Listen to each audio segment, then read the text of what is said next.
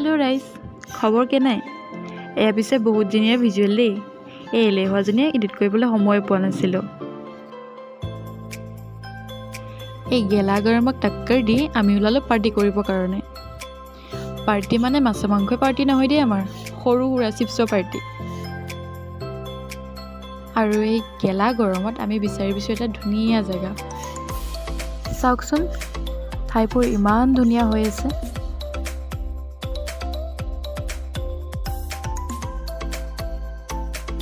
Party কৰিব জেগা বিচাৰি শেষত আমি বাগানৰ ফালে পালোঁগৈ। কিন্তু কি ক'ব ৰাইজ, ফুটা কপাল, জেগাবোৰ ইমান লেতেৰা হৈ আছিলে, শেষত আমি একো উভতি আহিব লগা হ'ল। আৰু শেষত ৰাস্তাৰ মাজতে গোটেইখিনিয়ে পাৰ্টি কৰি উভতি আহিব লগা হ'ল।